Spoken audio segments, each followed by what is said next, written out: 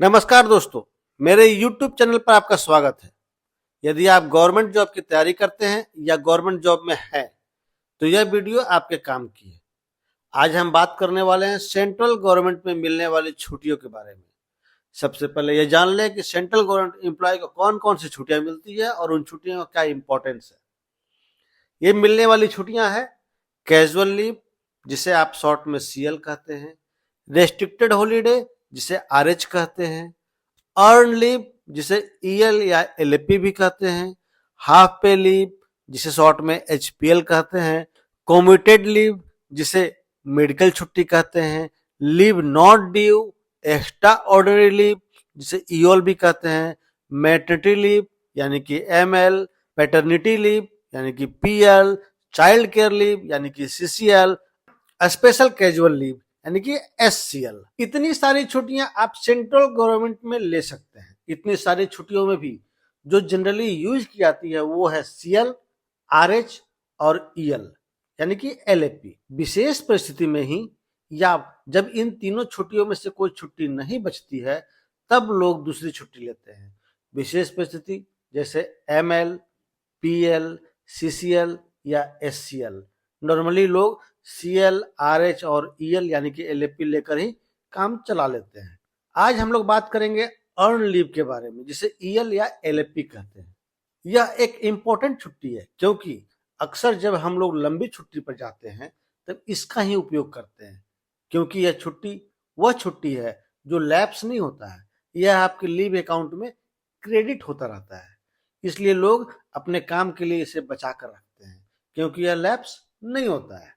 EL यानी कि LAP प्रत्येक वर्ष 30 दिन की मिलती है, जो ये 30 दिन एक बार में नहीं मिलता है। यह प्रत्येक वर्ष 1 जनवरी एवं 1 जुलाई को 15-15 करके एडवांस में क्रेडिट कर दिया जाता है आपके लीव अकाउंट में।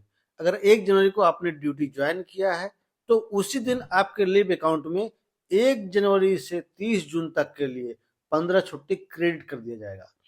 और फिर जब 1 जुलाई आएगा तो 1 जुलाई से 31 दिसंबर तक के लिए 15 छुट्टी और आपके लीव अकाउंट में क्रेडिट कर दिया जाएगा। अगर आप यह छुट्टी नहीं लेते हैं तो आपके खाते में यह जमा होता रहेगा, लेकिन इसकी भी एक लिमिटेशन है। आप पूरी सर्विस के दौरान 300 दिन से अधिक की EL या LAP नहीं जमा कर सकते हैं। अगर 300 दिन की LAP आपकी जमा हो गई है तो उसके बाद की छुट्टियां आपकी सारी की सारी लैप्स होती जाएगी। न्यू ज्वाइनिंग या रिटायरमेंट की स्थिति में यह 1 महीने में 2.5 EL यानी कि LAP क्रेडिट किया जाता है। जैसे कोई जरूरी नहीं है कि आप 1 जनवरी को ही ज्वाइन करेंगे, आप जिस मंथ में ज्वाइन करेंगे उसी महीने से पर मंथ 2.5 यानी कि 2.5 छुट्टी के अनुसार दिया जाएगा। यह हमेशा राउंडिंग ऑफ में दिया जाता है। जैसे 3 महीने की छुट्टी 7.5 होता है तो इसे राउंडिंग ऑफ करके 08 यानी कि 8 करके आपके अकाउंट में क्रेडिट कर दिया जाएगा। इसमें एक बात ध्यान रखने की है कि जब भी आप इस छुट्टी को अवेल करते हैं तो बीच में पड़ने वाले रेस्ट, RH को भी लीव अकाउंट में काउंट कर लिया जाता है। आप 15 दिन की छुट्टी में जाते हैं तो बीच में सैटरडे, संडे या रेस्ट आ रहा है तो वो भी छुट्टी में काउंट कर लिया जाएगा।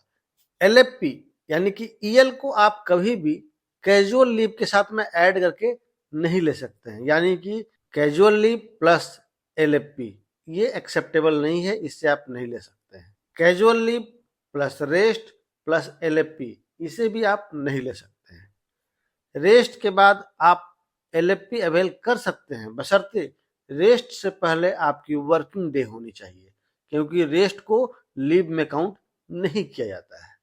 आशा करता हूं आपको यह जानकारी अच्छी लगी होगी। आगे ऐसी और भी रोचक जानकारी के साथ आपसे मिलता रहूंगा। धन्यवाद।